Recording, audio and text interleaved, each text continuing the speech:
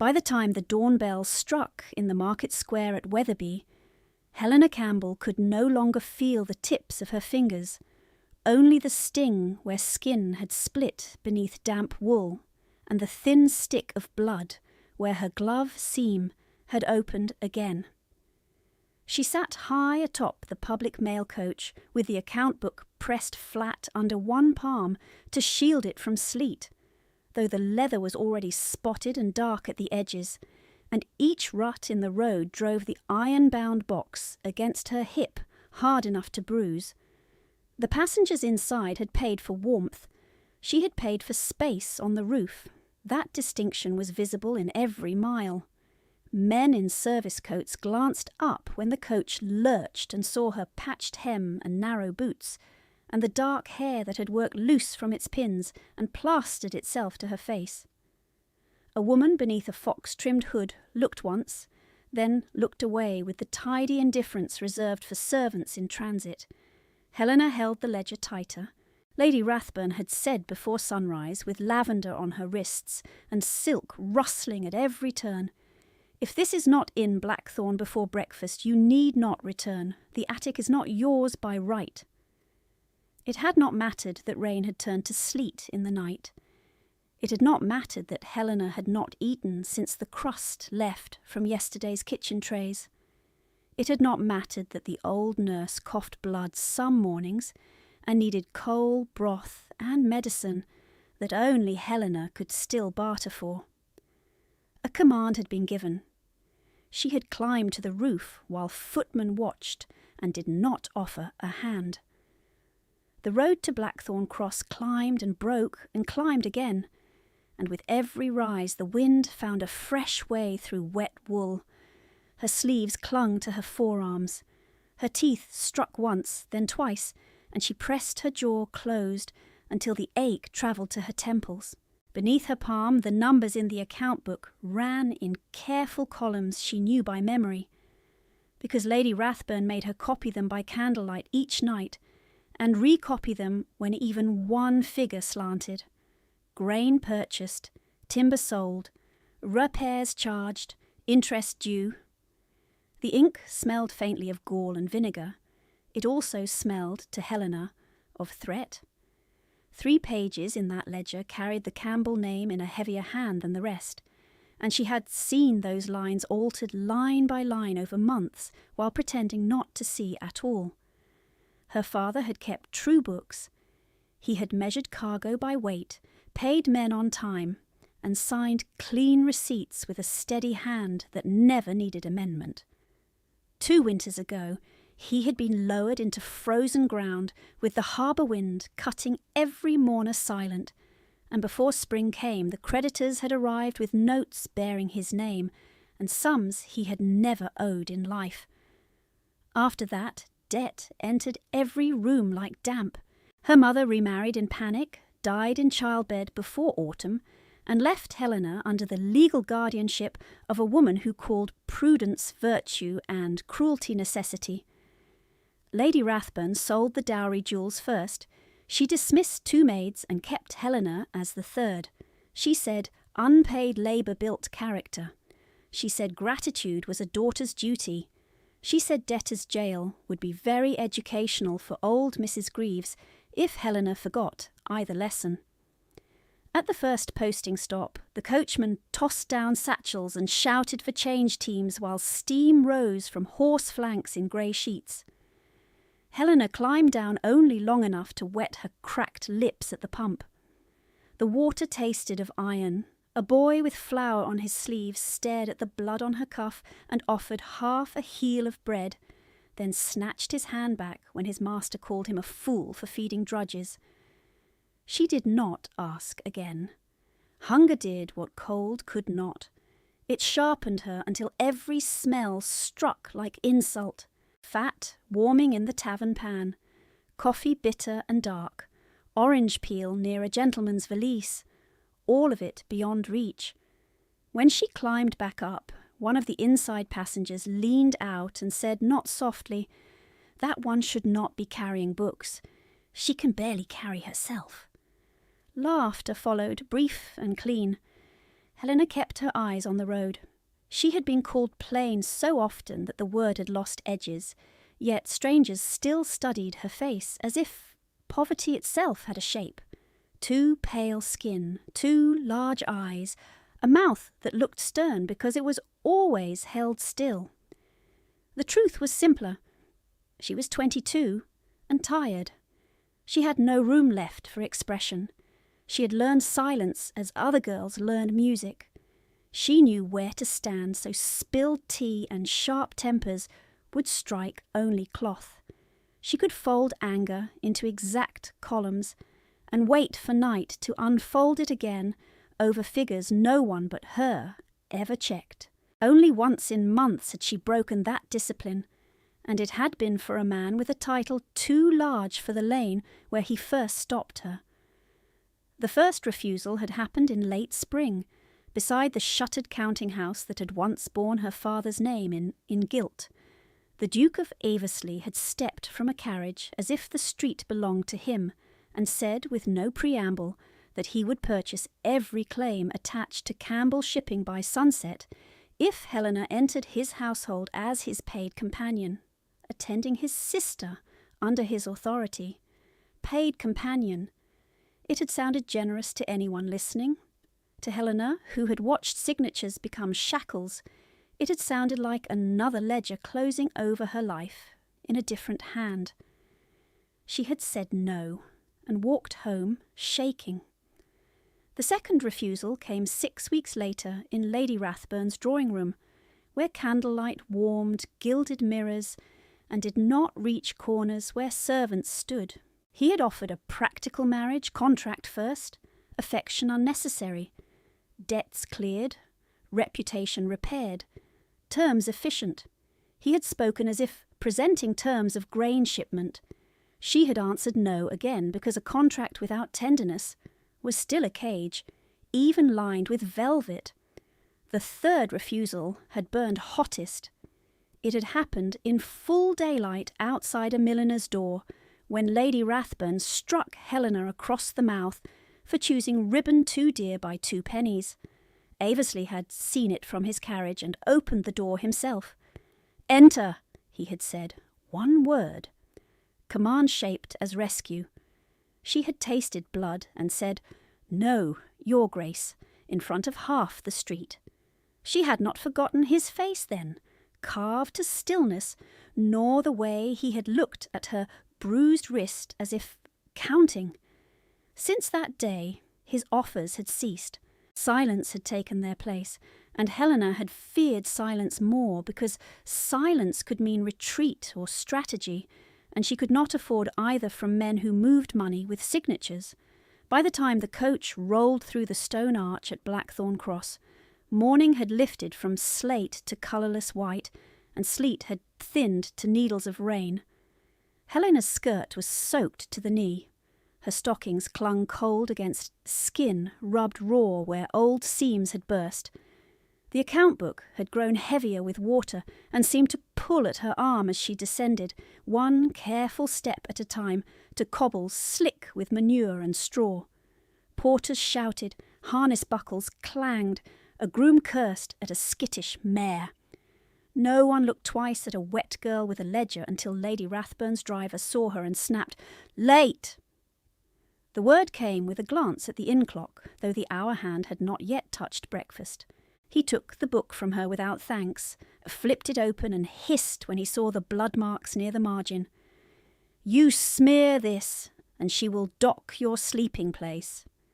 Helena opened her mouth to answer and felt how dry her throat had become. She shut it. Behind her, the coachman she had ridden with tossed down her small satchel onto the mud, where one strap tore at once and spilled a mending needle, 2 sheets of copied figures, and a folded scrap of verse in her father's hand that she kept hidden in the lining. She knelt fast before any boot could grind paper into sludge. Her fingers shook as she gathered each thing. Around her, travellers moved in clean cloaks, toward warmth, glancing down and away, as if she were part of the paving. The yard gate stood open to the lane beyond. The inn door swung inward, carrying out heat and a yeast and the low murmur of voices with the confidence of people who had eaten. Helena rose with mud on both knees, tucked the rescued papers against her bodice, and stepped toward that door because obedience was what kept old women out of prison and young women under roofs, because hunger could be endured and cold could be endured and humiliation could be endured if they remained temporary, and because she had been told to deliver before breakfast and had done so, even bleeding, even watched, even unnamed. The inn swallowed her with heat that hurt almost as much as the cold had, and the sudden smell of yeast and tallow and wet wool turned her empty stomach hard. She kept her eyes lowered and crossed the flagged passage toward the private parlour Lady Rathburn always demanded, the one with the green curtains and the brass coal scuttle polished bright enough to mirror boots. A footman held the door only long enough to let her through, then shut it at once to keep out draughts and servants together. Lady Rathburn sat at the head of a narrow table laid for 4, though only 3 places were occupied. Silk, the colour of crushed plums, rustled when she turned. Lavender reached Helena before the words did. "You bled on the margin." No greeting, no question of road or weather. The ledger lay open near the teapot, one gloved finger tapping the stained corner as if the mark itself were insolence. The elder Miss Rathburn laughed without looking up from her toast. The younger one lifted a silver spoon and made a face of dainty disgust. Helena stood with rain still dripping from her hem, onto carpet too fine for her shoes, and said, "The seam split on the ridge road. The figures are unblurred." Lady Rathburn's mouth tightened. "I did not ask for explanation. I asked for clean work." She pushed the book across to her with 2 fingers, as one might push away something soiled. "Stand there until called. Do not shed on my carpet." The girls resumed breakfast. Butter gleamed on hot bread. Marmalade caught the pale light and looked like amber. Helena could smell nutmeg in the eggs. She had learned the discipline of stillness in this exact posture, weight balanced so her knees would not tremble, hands folded over each other so the cracked skin did not show. She had learned it first at 13, when her mother still breathed and thought patience might soften a hard household. She had learned it completely at 15, after patience failed and law took its side. Lady Rathburn's household had many rules and only one purpose, to remind Helena she remained there by sufferance. Eat after everyone else. Speak only when directly asked. Carry keys, never own them. Copy accounts, never question them. Be visible for labour, invisible for comfort. Every morning repeated the lesson in smaller strokes. A plate set down just out of reach. A chair removed because staff stand. A correction delivered in front of strangers so shame would do half the work. In that room, with sleet still drying on her collar, Helena felt the old architecture close around her again, each beam an order built from years of practised diminishment. She had entered with mud on her knees and the rain in her bones. She was made, within a minute, to feel she had brought moral failing with her. Lady Rathburn buttered a fresh slice and began reading aloud from the page Helena had copied by candlelight the night before, her voice smooth, almost merry, while she altered meaning by emphasis. Campbell obligations past due, Campbell liabilities outstanding, Campbell property insufficient. The elder sister, all cream ribbons and polished curls, reached across for the sugar tongs and said, "There ought to be a better word than obligations. It sounds noble." "Burden is clearer." The younger one smiled at Helena over the rim of her cup. "Encumbrance is prettier." They had once slept in rooms across from hers, 3 girls in one corridor before marriage prospects sorted value from surplus. Now they occupied the south wing, and Helena rented a cot in the attic under the roof pitch where wind found every crack in winter. They wore kid slippers lined in rabbit fur. She wore boots repaired with sail thread from her father's old stores. They had not always been cruel. They had merely learned which side fed them. Their mother taught by reward and omission, never by raised voice where witnesses mattered. At first she had called Helena dear child in front of callers and handed her mending to do in private. Then she sold the amethyst brooch from Helena's dowry to settle immediate bills. Then the pearl drops to preserve your father's reputation. Then the gold chain that had belonged to Helena's mother, claiming thieves had taken it from a locked drawer. Helena had known the drawer, known the key, known there had been no theft. She had also known that knowing changed nothing without standing to challenge a widow in her own house. Her father had left a will clear as noon, but probate delayed, petitions multiplied, and each delay cost coin she did not possess. Men with ledgers came and went through the front hall and always departed with Lady Rathburn's assurances in their ears and Helena's name on their paper. When the elder sister wanted a riding habit for Bath, Helena's dark blue one vanished from her trunk by evening and reappeared with altered seams. When the younger desired a winter mantle, Helena's mother's shawl was found moth-eaten and cut for lining. When guests praised the music room, no one mentioned that the small pianoforte had been Helena's lesson companion since childhood, or that she now dusted it while others played. Her father had taught her to chart currents and read stars from deck-logs. Lady Rathburn taught her to inventory silver and hold her tongue. One education had been given in trust, the other in warning.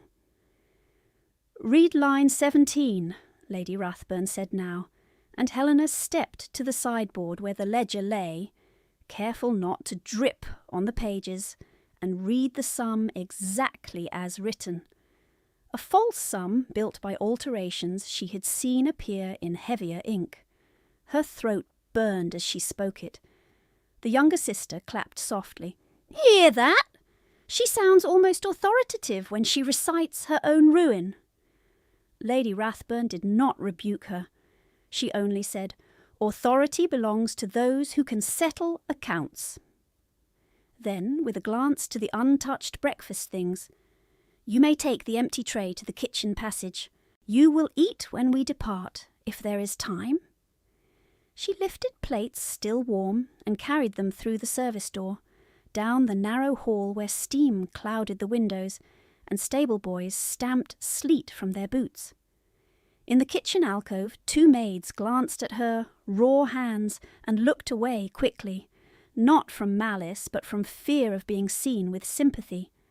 Helena set the tray down, scraped crumbs into a basin for pigs, and stood one breath too long over a heel of bread no larger than her palm. Cook reached past her, wrapped the crust in a napkin and tucked it under Helena's ledger without a word. It was the kind of mercy that could be denied if questioned. Helena murmured thanks and slid the bundle into her satchel beside the folded verse in her father's hand. She had read that scrap so often the ink lived in her memory. "Keep your bearing true in foul weather." He had written it for midshipmen who panicked in squalls. She used it now for mornings like this, for corridors where she could not afford anger, for nights when Mrs. Greaves coughed until dawn and pretended the blood was only from a cracked lip. The threat had first come last Michaelmas, coolly, while Lady Rathburn sorted invitation cards. "The old nurse is not family," she had said. "Her debts are not my concern. Obedience keeps her out of jail. Defiance puts her there." Helena had believed her because she understood paperwork too well. A complaint filed by one titled woman could drag a poor widow through courts for months. Fees alone could destroy. Since then, every errand had carried two weights: her own survival and the old woman's freedom. She delivered ledgers in sleet. She copied figures until candle stubs died. She stood behind chairs while others ate. She sold her books one by one, except for 3 hidden in a broken trunk, a navigation manual, a psalter, and a volume of verse missing its front board. She mended her chemises until fabric thinned to gauze at the elbows. She learned which of Lady Rathbun's acquaintances preferred flattery, which preferred fear, and how much either could be trusted. She learned also that debt could be manufactured as quickly as it could be paid. One week a charge appeared for warehouse repairs in a port her father had never used. Next week interest accrued on that invention. Helena copied the entry because refusal would bring immediate punishment, and quiet compliance left at least a record in her hand, dates and figures that might one day be compared against truth. That private resistance, invisible to everyone but her, had become the seam she lived inside. Not rebellion, not surrender, documentation. In the scullery light, she unwrapped the crust and broke it in 2, saving a half for later, chewing the first slowly so her stomach would not revolt. Outside, carriage wheels rolled through slush. Inside, clockwork order resumed. She heard Lady Rathbun laugh in the parlour, heard porcelain touch porcelain, heard the elder sister ask whether Lord Bexley would attend Thursday's musicale. The life that had once included Helena now used her as furniture. When she returned with fresh blotting paper and sealing wax, Lady Rathbun had spread 3 account books across the table and was dictating letters to be copied before noon. "Sit," she said, not to offer comfort but efficiency, and pointed to a straight-backed chair near the window where draughts lifted candle smoke in thin grey lines. Helena sat. Ink burned the cuts in her fingers when she dipped the nib. Lady Rathbun paced while dictating, silk whispering against the carpet, voice steady as a metronome. "To Messrs. Hale and Winton regarding the Campbell claim. You will note the debtor remains non-compliant. You will proceed with an attachment against movable goods." She paused only to sip tea. "To the magistrate's clerk regarding tenancy arrears in the north lot. Kindly expedite." Another pause. "To Mrs. Pritchard in confidence. Miss Campbell continues delicate and unfit for independent management." Each line took something concrete and turned it against her. Her father's surname into leverage, her rented cot into arrears, her endurance into delicacy. Helena wrote every word in a hand so even no reader could see where pressure deepened. She had once copied her father's correspondence at the wharf office, perched on a stool with tar scent in the beams and gulls battering the shutters. Men twice her age had asked her to total freight columns because she was quick and exact. Her father had introduced her as his daughter, not his assistant. Pride plain in his voice. That room had held charts on every wall and a brass sextant in a velvet case. After his death, the charts were sold first, then the case, then the desk. The sextant remained only because she hid it in Mrs. Greaves's coal bin under kindling where no polite hand would search. Lady Rathbun thought she had stripped Helena of inheritance to the studs. She had not found that instrument, nor the copies Helena kept of altered entries, nor the stubborn arithmetic in Helena's mind that tracked every theft even while her pen obeyed. "Write faster," Lady Rathbun said without looking at her. "You are behind." Helena set another sheet, began another letter and let the old anger settle where it could do useful work. She would not weep in that room. She had learned early that tears became evidence against the crier. She would record, she would endure, she would protect Mrs. Greaves until law no longer sat in Lady Rathbun's lap. At the end of the 4th letter, Lady Rathbun stopped behind her shoulder and looked down at the page. "Your hand is steadier than your judgment," she said. "Remember that." Helena blotted the final line. folded the sheet and answered in the neutral tone of paid clerks and unpaid daughters alike. "Yes, Lady Rathburn." Her fingers still bled through split seams. The wax still needed melting. Breakfast had long since ended. The day, with all its old burdens, had barely begun. The wax had just begun to soften over the candle when a crash split the passage outside, sharp enough to jolt the nib across Helena's page and score a black line through the word compliant. A man shouted in the yard. Another voice answered from the stairwell. Boots struck stone in fast, uneven rhythm. Then came the heavy thud of a body hitting wood, followed by a woman's cry that cut off as if a hand had closed over her mouth. Lady Rathburn stiffened, one gloved hand still resting on the back of Helena's chair. The younger Miss Rathburn gave a small gasp and clutched her sleeve. The elder set down her cup with deliberate care, as though noise itself were a vulgarity that could be ignored out of existence. It could not. The private parlour door flew open without ceremony, slamming against the wall hard enough to rattle the green curtains. Wet air rushed in, cold and smelling of horse sweat, rain and churned mud. A stableman stood on the threshold, face grey under straw-coloured hair, cap crushed in his fist. "Beg pardon, my lady, there has been an overturn at the arch. A child is down, and—" his breath hitched, "and his grace is demanding space." Lady Rathburn's colour changed by a shade no more. "Which grace?" she asked. Even now titles mattered first. The stableman swallowed. "Aversley, my lady." The room tilted, not in fact, but in Helena's blood. Ink stung the split skin on her fingers. For one hard second she could hear only the soft hiss of the candle and the thin scrape of rain against the window pane. Aversley. Not in memory, not in rumour, not as a formal signature on expensive paper. Here, within the same walls. Lady Rathburn recovered first. Silk whispered as she moved toward the mirror, over the hearth and touched her hair, then her cuffs. "Girls, stand straight. Mr. Pike, close that door. We do not receive chaos at table." Her eyes cut to Helena, clean and cold. "You will go to the back corridor. I will not have you dripping and disordered before a duke." Helena rose at once, chair legs grinding against floorboards. Obedience had preserved too much to discard lightly. She gathered the letters by reflex, stacked blotting paper, set down the pen.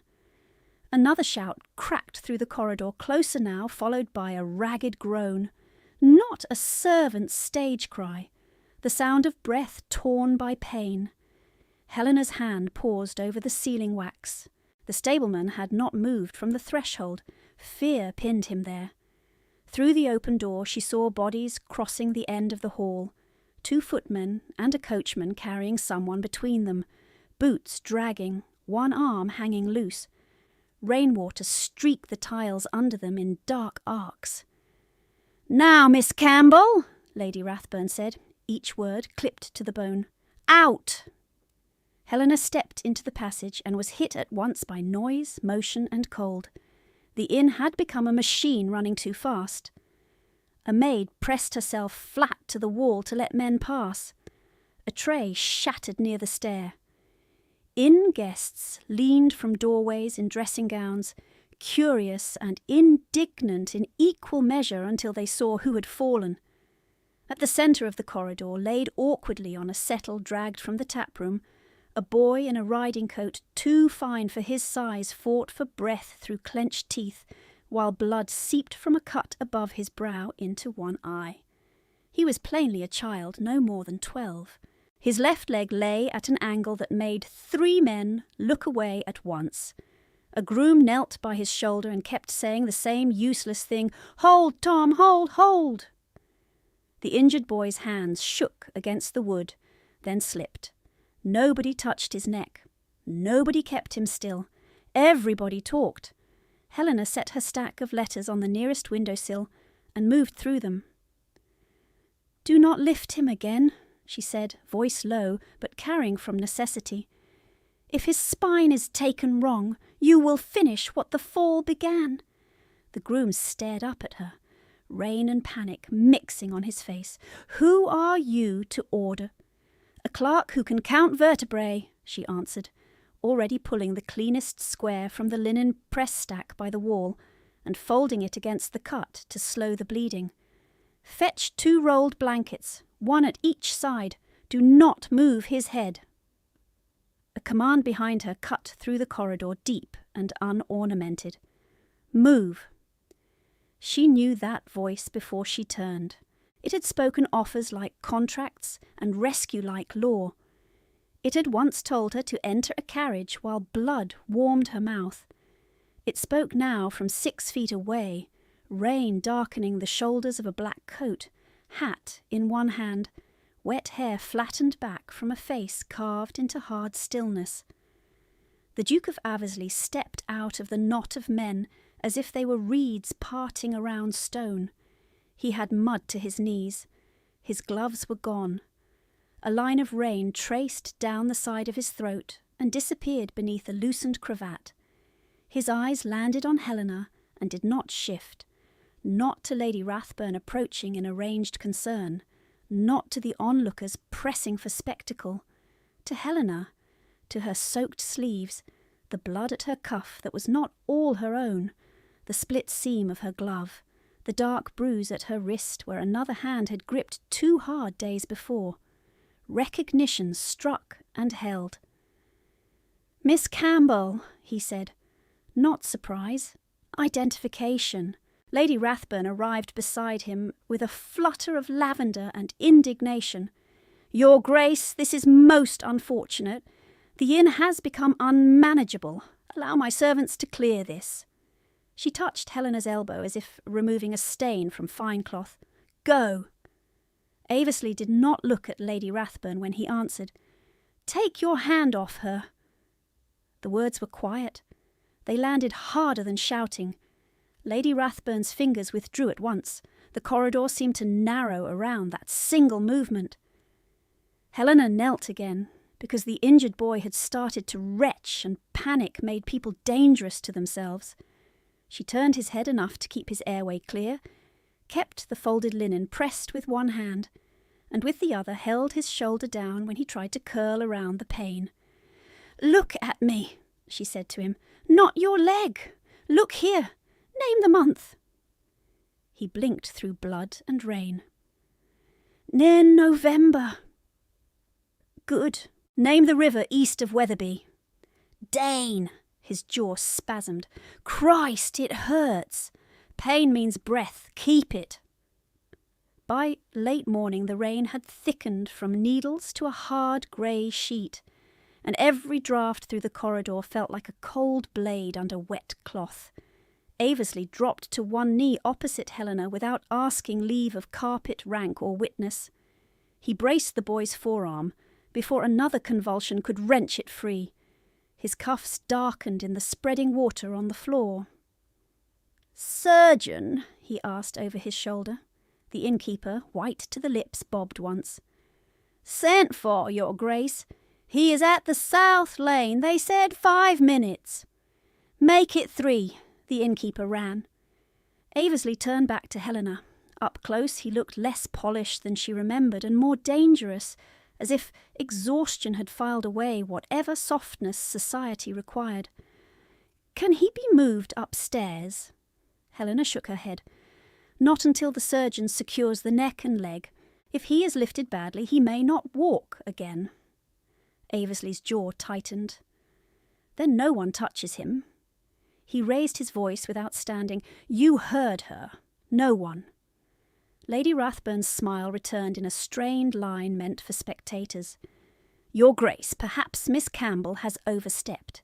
She is diligent with ledgers, yes, but hardly trained in medicine." Helena felt heat rise under cold skin. She did not answer. Aversley did. "She prevented your people from breaking his back while they argued over rugs." His gaze cut to Lady Rathburn at last, flat and freezing. "That is sufficient training for this corridor." The elder Miss Rathburn made a small sound like offended surprise. The younger looked at Helena as though seeing a trick performed by furniture. Helena kept her eyes on the injured child. His breathing had gone shallow again. She leaned closer.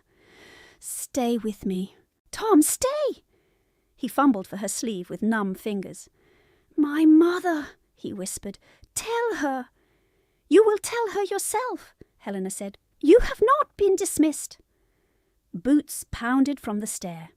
The surgeon arrived with case in hand, coat thrown over nightshirt, spectacles fogged from exertion. One glance at the leg, one at the cut above the brow, and his face set into professional focus. He gave orders quickly, collar improvised from folded towels, splints cut from crate slats, lift on his count, not before. Helena held the patient's hand while the leg was set. He screamed once and bit down on the edge of his sleeve to keep from screaming again. No one spoke through it. No one needed to. When at last he was secured and carried carefully toward the stairs, the corridor emptied in his wake as if a tide had drawn back, leaving scattered debris of panic. Broken crockery, a dropped glove, muddy footprints across polished stone. Helena rose too fast and the world narrowed to a black ring at the edges. She caught the windowsill, breath held behind her teeth until balance returned. Hunger had gone beyond ache into hollow weakness. She had given the heel of bread to the boy when his shaking began, pressing crumbs against his gums for sugar he could hold down. She had not remembered to keep any for herself. Aversley noticed. Of course he noticed. He stepped closer, near enough that she could feel the warmth of his body against the corridor cold, and spoke low enough that only she could hear. "You are white as paper!" She straightened on instinct, spine rigid against the old humiliation of being inspected. "I am upright," she said. "That will suffice." His mouth shifted, not quite a smile, gone before it formed. "Defiance does not count as nourishment." Lady Rathburn had lingered 6 paces away, listening without appearing to listen, one hand resting on her daughter's wrist like a clamp disguised as affection. Aversley's gaze slid past Helena to the letters on the sill, still stacked where she had abandoned them, ink lines scored through compliant. He lifted the top page with 2 fingers, read the first 3 lines, and held it out to her again. "You were writing this when he fell?" "Yes, Your Grace. Attachment against movable goods."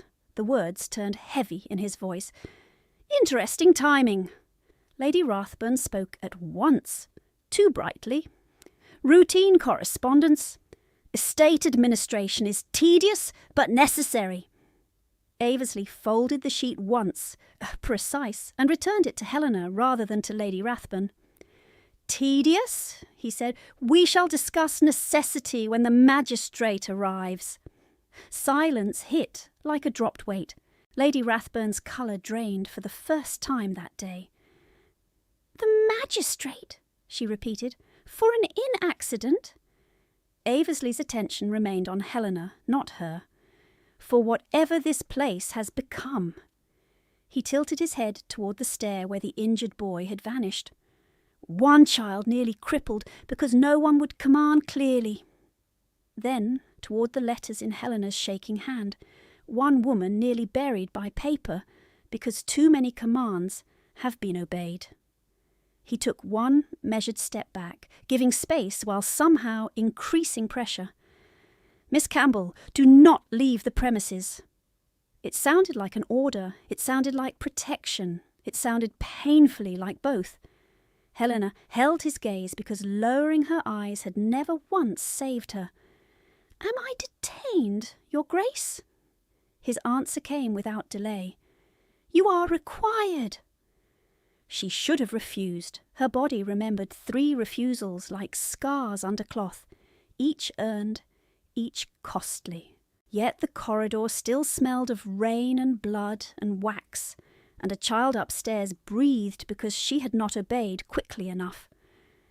She looked down at the letter in her hand, at the false words copied in her own careful script, then back to the Duke, whose presence had just torn open the shape of this day. "Then I remain," she said. Aversley inclined his head once, acknowledgment rather than triumph. At the far end of the passage, bells from the market square struck the quarter hour, thin through rain, while Lady Rathburn stood very still and understood that control had begun to leave her by inches. Lady Rathburn stood very still for one breath, then gathered herself like silk, drawn tight over steel. "Your Grace, this is theatrics," she said. "My household has obligations in town. Miss Campbell cannot be detained over an inn mishap." From the stairwell above, the boy cried out once, thin and strangled, then fell into a rough, rapid breathing that carried down the passage like a saw through wet wood. The surgeon leaned over the banister and called, "I require one person with steady hands. Now, if the child jerks awake while the splint settles, he may undo the setting." No one moved. The elder Miss Rathburn looked at her gloves. The younger looked at the floor. The innkeeper glanced toward the kitchen, calculating which servant could be spared without blame. Helena had already crossed half the corridor before her mind caught up with her feet. Lady Rathburn's voice cracked like a riding switch. "You will return to the parlour." Helena stopped. The order hit every old reflex in her body. "Obey! Lower your eyes. Preserve what can be preserved." Then she heard the child again. A low moan pulled through clenched teeth. She turned her head, not her whole body, and answered without heat. "He needs a watcher. Your letters can wait." Lady Rathburn took one step forward, colour brightening in her cheeks. "You forget yourself." Aversley did not raise his voice. He did not need to. "She remembers exactly who she is." The corridor went silent around that sentence. Helena did not look at him. Looking would have felt like yielding ground she had not chosen to yield. She lifted her skirts clear of the wet flags and went up the stairs 2 at a time. The chamber under the eaves had been meant for commercial travellers. It held a narrow bed, a washstand, 1 chair, and a fire too mean to warm the corners. Rain ticked against the panes. The boy lay rigid as carved wood, collar packed around his neck with folded linen, left leg bound in splints from thigh to ankle. Blood had dried in a dark crescent near his hairline. The surgeon stood at the bedside with sleeves rolled and spectacles low on his nose, fingers checking pulse and pupil in quick, practised motions. "You!" he said when Helena entered. "Good! Keep him from turning. If he wakes confused, hold shoulders and hips in line. Keep this compress cool." He pressed a cloth into her hand, sharp with vinegar. "If he vomits, turn his head only, not the neck. Understand?" "Yes." He studied her face once, measuring steadiness, then nodded. "I shall fetch laudanum in a controlled dose. Do not let anyone argue over him while I am gone." "Who is his family?" Helena asked. "His father is 3 miles behind us on the North Road. Mother dead these 2 years. He travels in the Duke's train as page and ward." The surgeon snapped his case shut. "He is called Thomas Gray." The door opened a hand's width behind him. Lady Rathburn had followed, though she remained on the threshold to avoid the room's disorder. Lavender entered before her words. "Miss Campbell, enough of this display. Come downstairs." Helena did not turn from the bed. Thomas's eyelids fluttered. His fingers clawed weakly at the blanket. She set the cool cloth to his brow and counted his breaths under her own. The surgeon answered for her.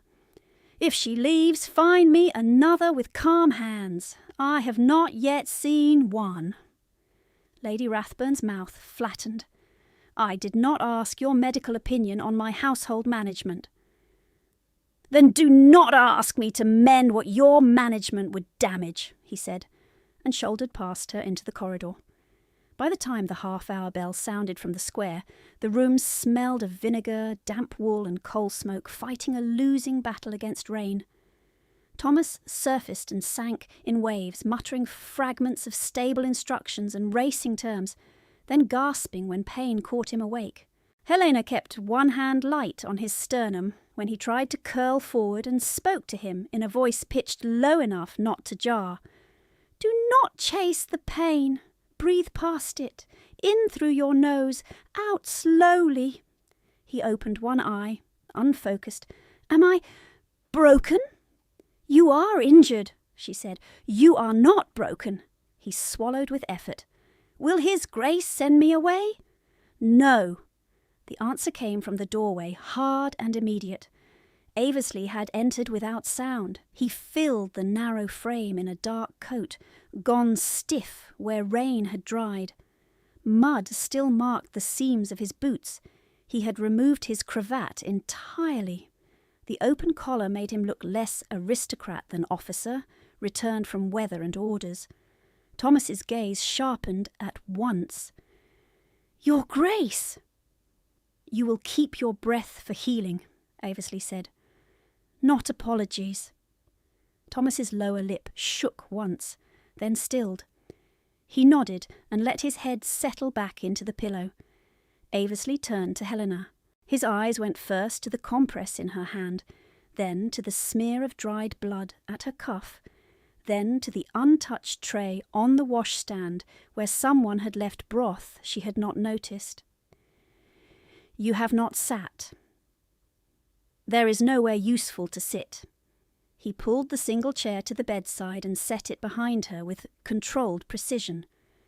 "Sit." It was an order. It was also the only way her knees were going to hold. She lowered herself without thanks because gratitude for necessities still felt like surrender. Aversley said nothing more. He looked once at Thomas, once at Helena, then stepped out into the passage, closing the door most of the way behind him. An hour later, Lady Rathburn came again. She did not rustle this time. She glided, quiet and dangerous, and shut the door softly with her own hand before speaking. The softness made Helena's neck prickle. "You will come downstairs now. The magistrate has arrived." Helena kept the cloth moving over Thomas's temples. His skin had gone hot under her fingers. Fever was climbing. "I cannot leave him." "You can. You choose not to." Lady Rathburn moved closer, her scent thick in the stale room. "Listen carefully. You will testify that the Campbell entries were copied exactly from older books already in my keeping, and that you have never seen me alter any figure. You will also state that your bruises came from a fall on the service stair. Clumsiness is believable in your case." The words struck cleanly, each one placed where it would wound and bind. Helena watched Thomas's breathing. In, out, in, too fast, out, ragged. Lady Rathburn lowered her voice further. "Do not mistake the Duke's interference for protection that lasts. Men of his rank enjoy gestures. They do not sustain burdens. Mrs. Greaves, however, is a burden no one will carry if I withdraw my favour. One signature from me, and she is served for arrears by week's end." Helena's hand tightened on the cloth until vinegar stung her split knuckles. "She has no arrears." "Truth has never fed the poor, child. Signature has."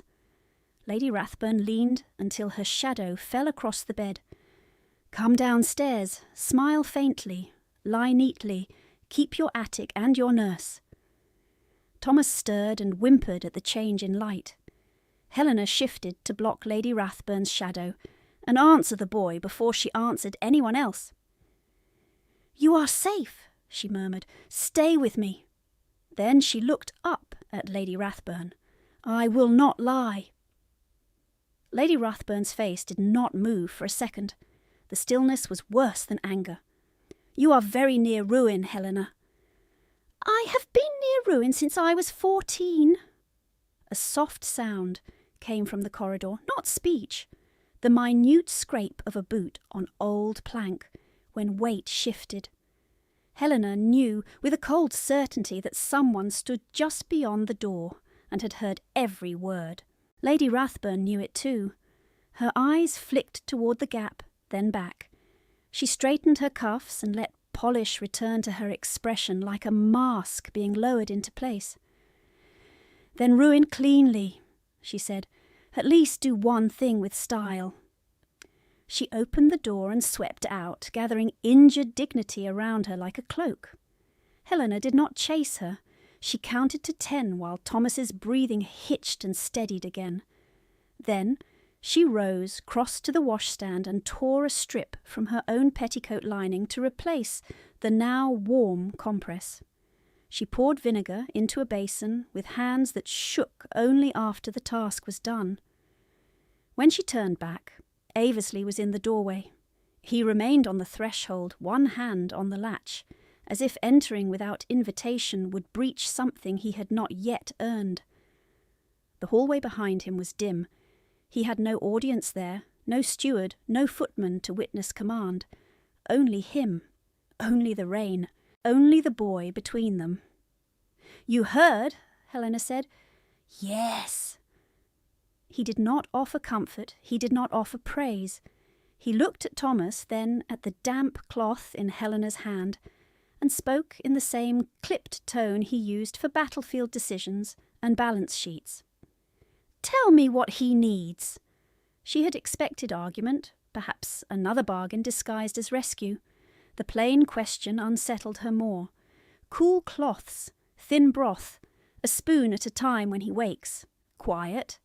If he sleeps too deeply, wake him each quarter hour and make him answer simple questions. Aversley nodded once. Done. He moved then, swift and economical. He stepped into the corridor, gave 3 orders to waiting staff, and returned with a fresh stack of linens under one arm, as if dukes routinely carried laundry through inns. He set them by the bed. His sleeve brushed Helena's shoulder in the narrow space. The contact was brief. Her skin reacted anyway. A sharp awareness she despised for arriving at such a moment. "Go to the magistrate," she said, keeping her voice level. "He will ask for me." "He will ask for records first." Aversley's gaze dropped to her torn cuff and rose again. "You will stay where your judgment is useful." "He will think I hide. He will think I placed a witness where she saves a child. Let him." Thomas woke with a small gasp and reached blindly toward the air. Helena caught his hand before it found the splint. Aversley stepped back at once, giving her room. She began again, patient and exact. "Thomas, name the month." His lips moved. "November." "Name the river east of Wetherby." "Dane." "Good." His eyelids sagged. She tapped his knuckles lightly. "Not yet. Name one star your father taught you." "North. Star," he whispered. "Always there." Helena felt something twist under her ribs at those words. Without thinking, she began reciting the old navigation lines her father had drilled into sailors too frightened to trust instruments in a squall. "Keep your bearing true in foul weather. Mark fixed light before false wave. Count breath before compass. Count again." Thomas's fingers eased around hers as if he could hold to rhythm when he could not hold to certainty. His breathing slowed by degrees. From the doorway came no sound at all. Yet she felt Aversley there, motionless, listening to verses meant for rough decks and frightened boys, spoken now in a hired room over an inn yard. Late afternoon, dimmed early under storm cloud. Someone lit a second candle. The surgeon returned, checked pulse and pupils, and approved the cooling regimen with a curt nod that carried genuine respect. "Who kept him awake this long?" he asked. Helena inclined her head toward the basin and cloths. "No heroics, only intervals." "Intervals save lives," he said, measuring laudanum into a spoon. "Remember that." He gave the dose, waited, then turned to Aversley. If fever does not spike further by midnight, he has crossed the worst edge. Keep this watcher. She does not chatter, and she does not panic. Aversley's answer was immediate. She remains. The surgeon packed his instruments and left. The inn quieted as evening took hold. Voices in the yard dropped. Wheels became fewer. Rain softened from a salt to steady hiss. Helena's shoulders had gone numb. Her lower back burned from leaning. She did not notice either until Aversley set a plate on the chair beside her. Bread, a little cheese, a cup of broth gone lukewarm but still fragrant. "Eat," he said. She shook her head toward Thomas. "If I move, he wakes." "Then eat with one hand." "I am not hungry." "Liar!" The word was not cruel. It was precise. He crouched briefly to Thomas's level, adjusted the blanket where it had slipped from one narrow shoulder, then straightened. His face remained unreadable, cut from winter and will. "You have had one crust since dawn," he said.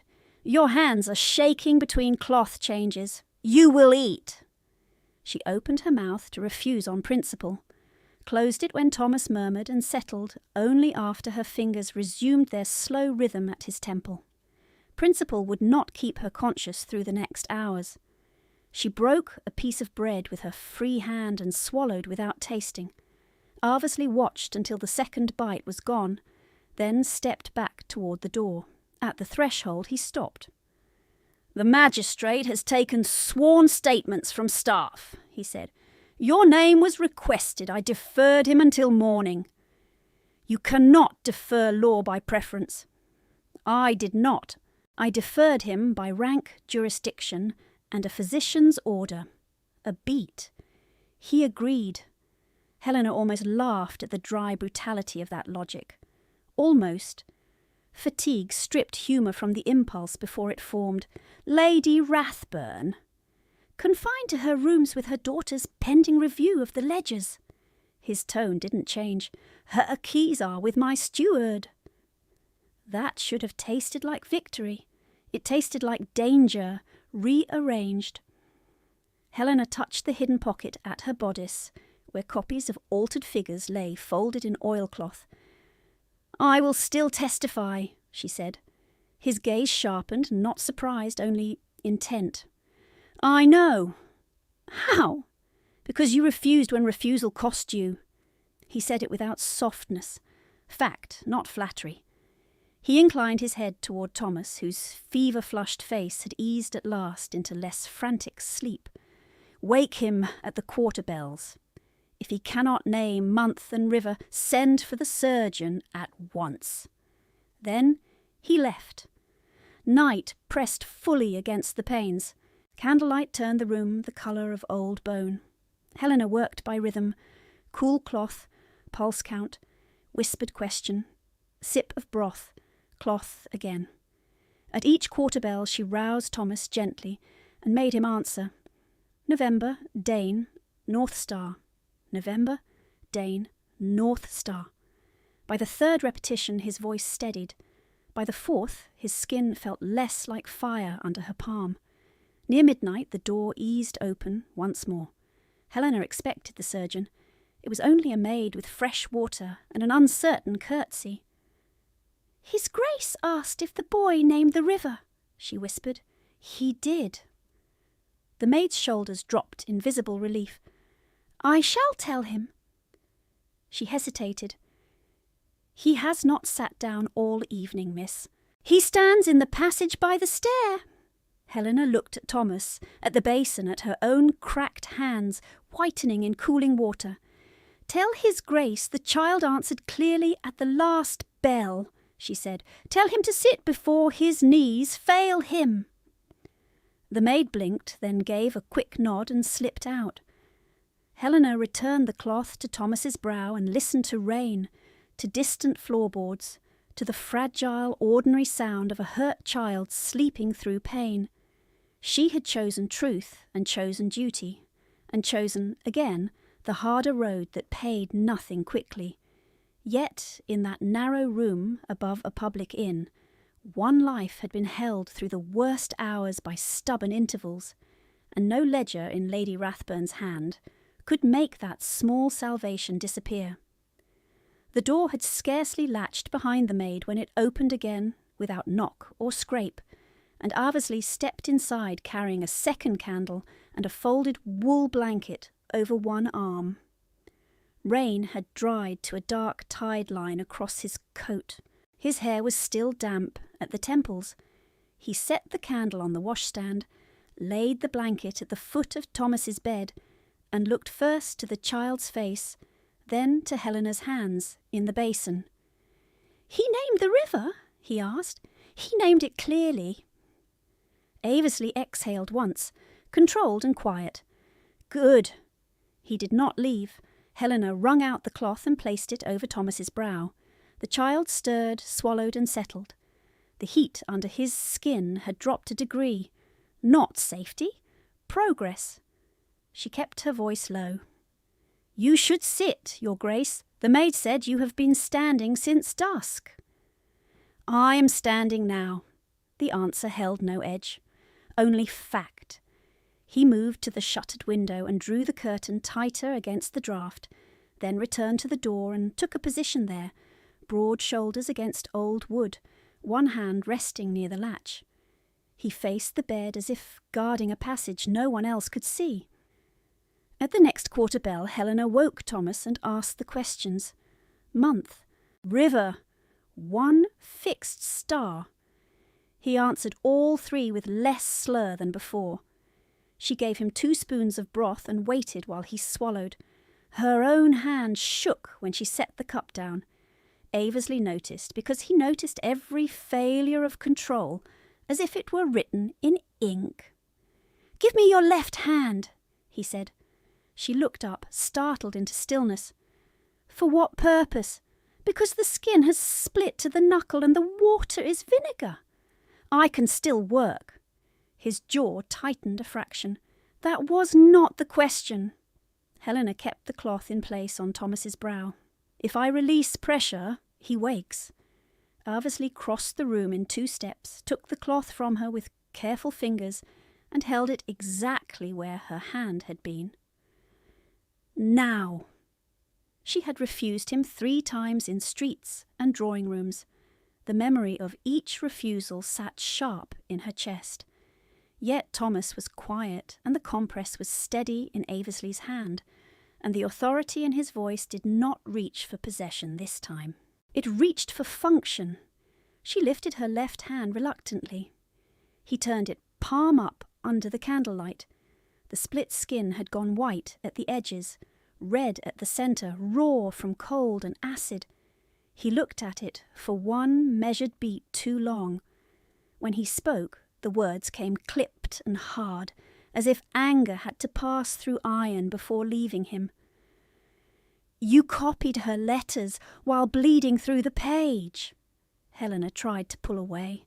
His grip tightened, not enough to hurt, enough to hold. "You stood in that corridor soaked to the bone," he continued. "You held a child's neck while men argued. You gave away your food. You have not slept. You are still apologizing to everyone except yourself." She did not answer.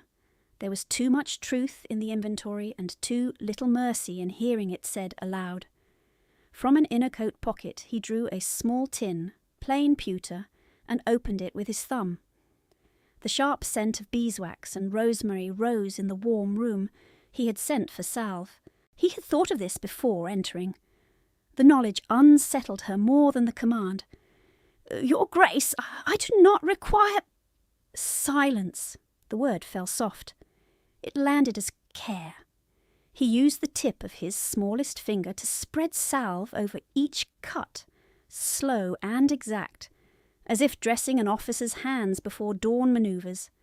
He wasted no motion. He wasted no sympathy either, and that made the gentleness harder to refuse. When he finished, he tore a strip from his own linen handkerchief and wrapped her knuckles. The knot sat firm and neat above her wrist. "There," he said. Helena drew a careful breath. You have ruined your handkerchief. It was cloth. She almost said thank you. The words stalled on old pride. She settled for Thomas will need the compress changed again. Aversley handed it back at once and stepped away. The rain thinned outside, then resumed in a lighter pattern, a steady hiss against glass and slate. Inside, the candle flame leaned each time the chimney pulled. Helena resumed the rhythm. Cool cloth, pulse count, breath check, spoon of broth when conscious, silence when needed. Aversley remained at the door, then by the hearth, then by the bed when Thomas shifted. He did not interfere. He watched and acted only when asked or when danger sharpened. By the 1 o'clock bell, fatigue had entered Helena's bones like wet cold. The room tilted once when she stood to rinse the cloth. She gripped the washstand and waited for the dark ring at the edge of her vision to clear. Aversley was beside her before the ring had fully faded. "Sit," he said. She shook her head. "Not yet." "Sit." The second command came lower, rougher. She sat. He took her place at the basin, wrung the cloth, and returned it to her hand. "In 10 minutes you will eat." "I already ate." "Half a crust and 3 bites of bread." Her eyes narrowed. "You keep count." "Yes." The single syllable cut through all pretense. He did keep count of food, of bruises, of hours she stood and did not speak, of letters she copied, of refusals delivered through blood and hunger. The realization struck with the force of a door opening onto deep water. She looked away first. Thomas woke again at the quarter bell and failed the star question, blinking at the ceiling as if he could not remember where sky ended and plaster began. Helena touched his shoulder and repeated the line in her father's cadence, slow as tide. "Keep your bearing true in foul weather." Thomas frowned, then whispered, "Mark fixed light before false wave." "Good," she said. "Count breath before compass." "Count again!" His voice broke on the final word. But he had it. He had returned. Helena let out a breath she had not known she held. Aversley had gone still beside the footboard. Not the stillness of indifference, the stillness of impact. He spoke without looking at her. "My father used those lines." She turned, cloth suspended over Thomas's brow. "Your father was cavalry." "He funded convoy routes during the Baltic season." Aversley's gaze remained on the child. "He hired your father twice when insurers refused winter passage. Campbell delivered both ships intact." Helena stared at him.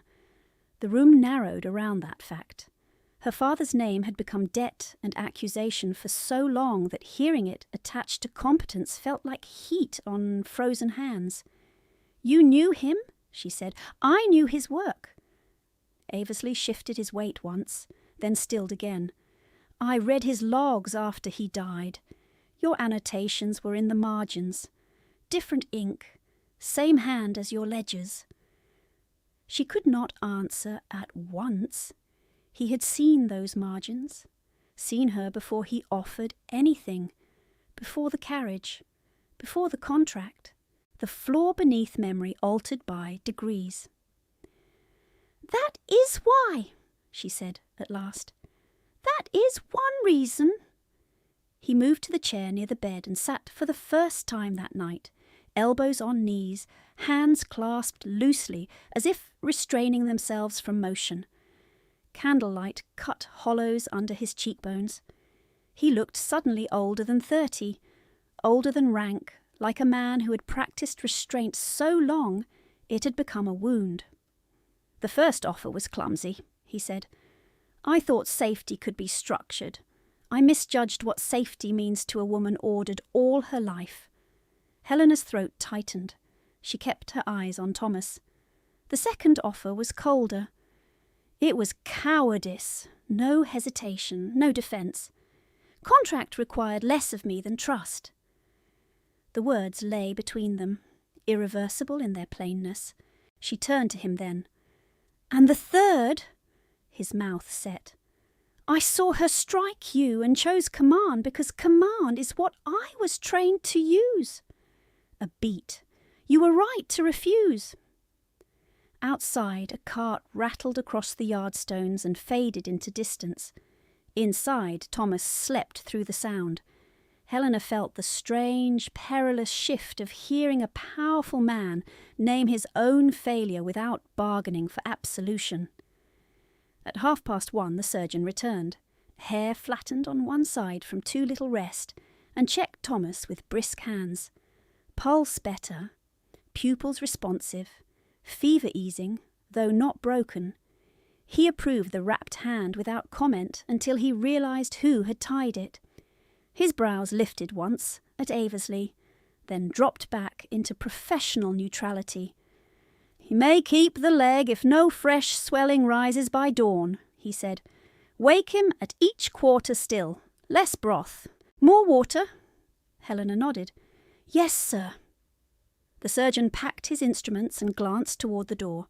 "Magistrate sent twice. He wants the witness before sunrise." Aversley answered before Helena could stand. "He will have her at sunrise, not before." The surgeon gave a short nod that conceded rank and practical sense in one gesture, then left.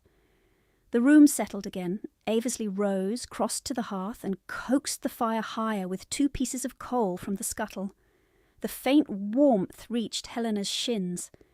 She had not realised how numb her feet had grown. He returned with the plate he had brought earlier, now refreshed with fresh bread and a peeled pear cut into plain wedges. "Eat," he said. She obeyed this time without argument, one hand feeding herself, the other keeping contact with Thomas's shoulder so he would not wake disoriented. Aversley poured water into the cup and held it while she drank. No flourish, no ceremony. Function again. Yet every practical motion pressed against the old map of their encounters and redrew it. By the 2:00 bell, Thomas answered month and river clearly, and asked in a frightened whisper whether his horse had died. Helena told him the horse stood in the inn stable and had already bitten 2 grooms, which earned the faintest huff of breath that might have become a laugh with more strength. He slept again.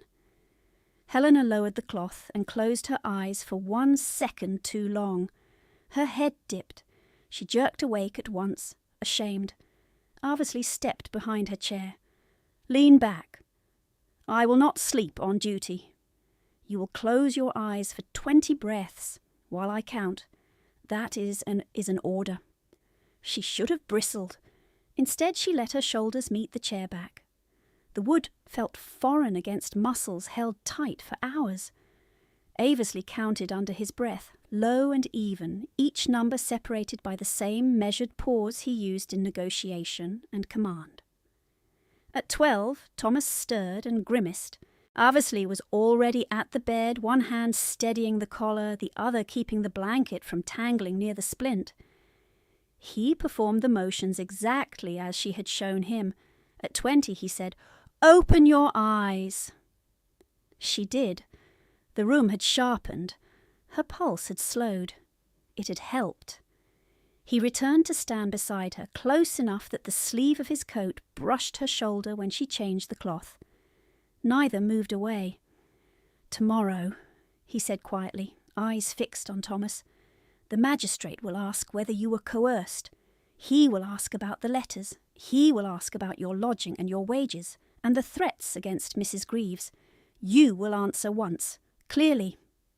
Helena swallowed. "Lady Rathburn will deny all of it. She can deny from house arrest. She still has influence. So do I." The simple statement held no vanity. It was a tool laid on the table. She looked up at him. "I will not be traded for its use." His profile remained hard against the candlelight. "You are not trade." Silence followed, dense and charged. Thomas breathed. Rain whispered. The fire settled with a soft crack. Aversley spoke again, each word deliberate. Hear me, Helena Campbell. You will not return to her control, not tonight, not after testimony, not by debt, custom, or pity. If law fails, I will appeal higher. If paper stalls, I will move faster paper. If they shut one court, I will open another. He turned then and met her eyes fully, storm grey, unflinching.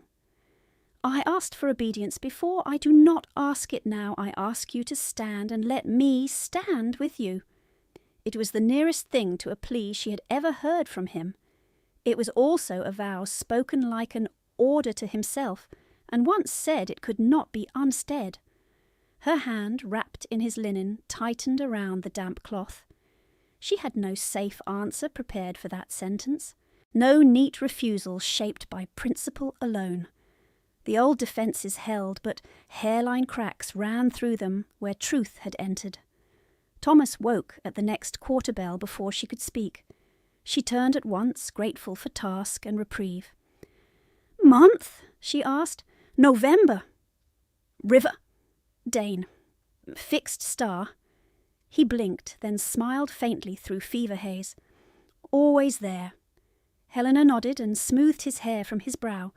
Over her shoulder, Aversley remained utterly still, as if even breath might disturb the fragile line the child had just held, and he did not move until Thomas slept again. At the next bell, Thomas answered all 3 questions without opening his eyes, and when Helena touched his brow, the heat had broken into sweat. By dawn, the rain had thinned to a mist that silvered the inn-yard, and the child slept in a true, even rhythm while the surgeon, called once more from his narrow bed downstairs, listened to his chest and said, "He keeps the leg, and if the fever does not return by noon, he keeps his life as he knew it." Helena stood too quickly after that sentence, and had to steady herself on the bedpost. Aversley was already moving. He did not reach for her. He set the chair behind her and said, "Sit for 1 minute, and then you will testify." She sat because her body had begun to tremble from fatigue in small, humiliating waves she could no longer hide. Thomas stirred, found her wrist through the blanket, and whispered, "You will not go far." "Only downstairs," she said. "I will return when this is done." The boy nodded and released her, trusting that promise as if it were rope.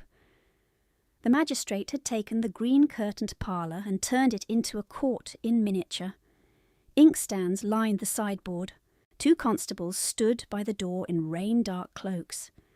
A clerk warmed stiff fingers over the hearth before lifting his pen.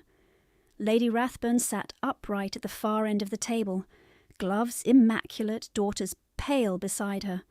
Her keys lay in a dish near the magistrate's elbow with a paper seal over the ring. The blood-marked ledger rested open next to them, the brown stain at the margin visible even in weak morning light. When Helena entered, every head turned, then held. The magistrate, a square man with tired eyes and a voice used to being obeyed by no one immediately, gestured to the chair opposite him. "Miss Campbell, you understand that false testimony will be prosecuted." "Yes, sir." "State your relation to Lady Rathburn's household." "I was her ward under disputed guardianship. I copied accounts without wage. I rented an attic cot in my father's former house on terms she could revoke at will." Lady Rathburn made a soft sound of outrage. "She was maintained in charity." The magistrate lifted one hand without looking at her. "You will have your turn, Lady Rathburn." He turned back to Helena. "These letters were found on the corridor sill last evening." He tapped the top sheet. "Attachment against movable goods in the Campbell name. Did you write this hand?" "Yes, at dictation." "At whose dictation?" "Lady Rathburn's." The clerk's pen scratched fast.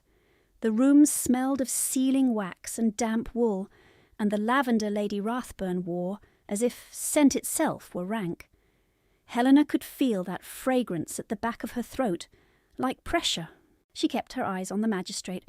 "Were entries in this ledger altered after original writing?" "Yes." "By whom?" Helena did not look toward Lady Rathburn. By Lady Rathburn in heavier ink, on multiple dates. No proof, Lady Rathburn snapped. A servant girl's grievance. Helena reached into the bodice seam she had stitched herself 2 winters ago and drew out a flat oilcloth packet, edges softened by heat and wear. Her wrapped fingers fumbled once on the knot. Aversley, standing 3 paces behind her shoulder, did not move to assist. She untied it and laid out 3 folded sheets and a small brass key, blackened with age. The magistrate frowned. "What is this key?" "My father's cipher key for shipping abbreviations and debt marks," Helena said. "He used it to prevent fraud in copied books.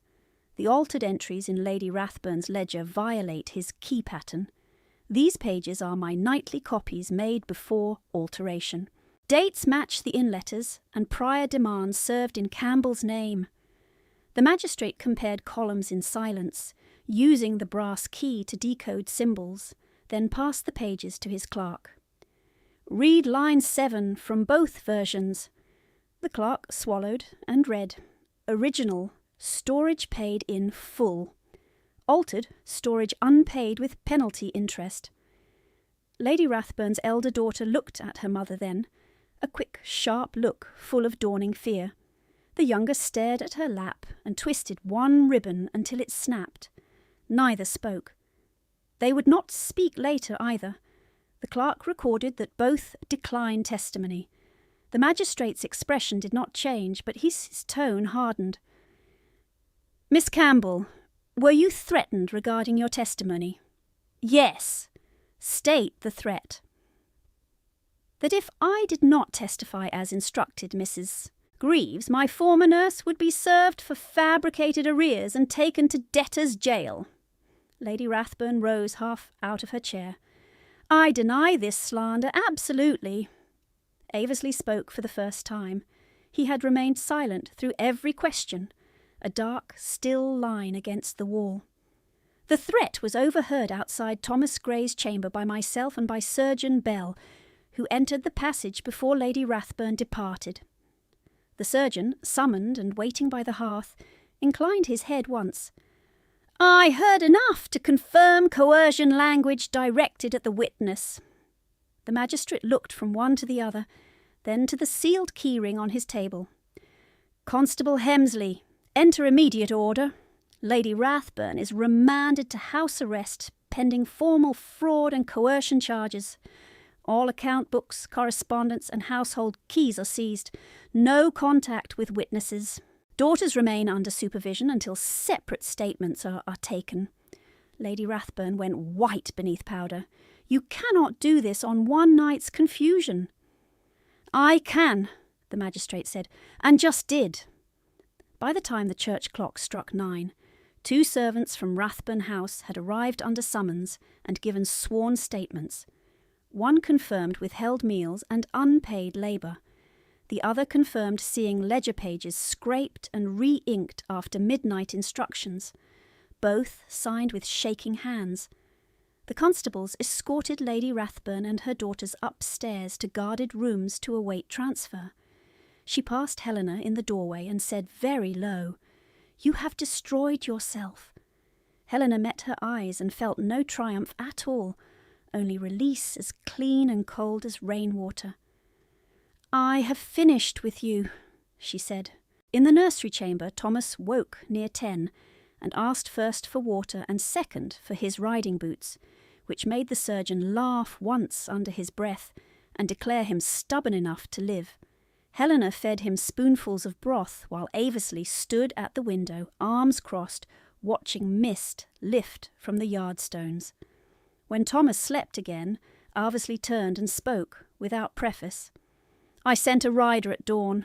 Mrs. Greaves has been moved to safe lodging on my East Lane under court protection until proceedings end. Her expenses are charged to the estate under magistrate order, not to me personally, and not to you." Helena's breath caught. "You found her quickly." "I had her address from your earlier refusals. I kept it."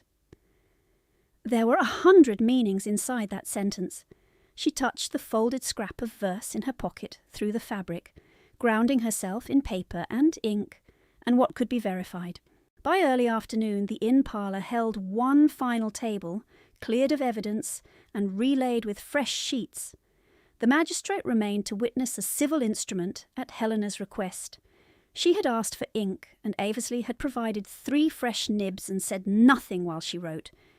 He stood across from her in plain dark coat, no ornaments but his signet, no audience beyond those required by law, magistrate, clerk, steward, surgeon as neutral witness.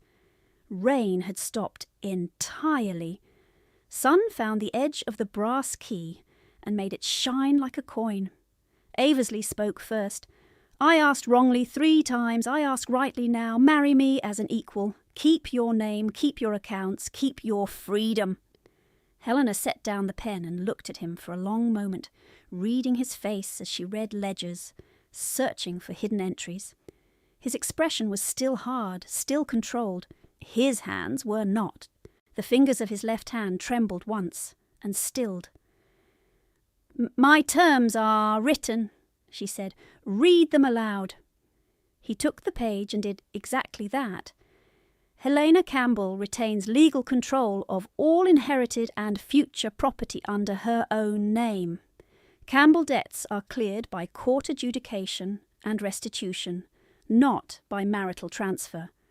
Mrs. Greaves is to be housed for life in the dower cottage at South Field, with coal, physician and stipend, charged to combined household accounts and reviewed quarterly by Mrs. Campbell. Household ledgers at Aversley House are to be kept jointly, with dual signature required for major disbursements. No confinement, no sequestration, no revocation of movement without stated medical cause and physician witness." His mouth twitched once, not quite a smile. "You drafted a treaty." "I drafted safety." The magistrate coughed into his fist to hide what might have been approval. "Do you assent, Your Grace?" Aversley did not take his eyes off Helena. "I assent." The signatures were made in order. Helena Campbell first, her hand steady now despite the bandage. Aversley second, bold and dark. Magistrate third, with seal. Clerk last, with date and time. At dusk, Helena climbed the narrow stairs to the attic cot for the final time with a constable at the landing and Aversley waiting below out of sight. She packed what was hers, and only what was hers. The mending needle, the navigation manual, the psalter, the broken-backed verse book, the folded page in her father's hand, and the oilcloth copies now marked as court exhibits and returned after transcription. Before leaving the house, she crossed the yard to Mrs. Greaves's old coal shed, knelt in soot and lifted the brass sextant from under kindling where it had slept for 2 years. The instrument was cold and intact. She cleaned it with her sleeve and carried it out in plain view. Aversley saw it and said, "That belongs in your study." "Yes," Helena said, "it does." Night settled clear for the first time in days. She took a room at the East Lane cottage near Mrs. Greaves, at least until formal transfer papers were lodged. Aversley did not enter. He stood on the threshold, hat in hand, moonlight cutting his profile to stone and silver. He had come to her a 4th time. "Choose," he said. Helena looked at the signed contract in her own hand, at the sextant on the table, at the narrow bed where Mrs. Greaves slept safely in the next room under clean blankets and lawful protection, at the man waiting without command now, and answered in the same steady voice she used for testimony. "I do."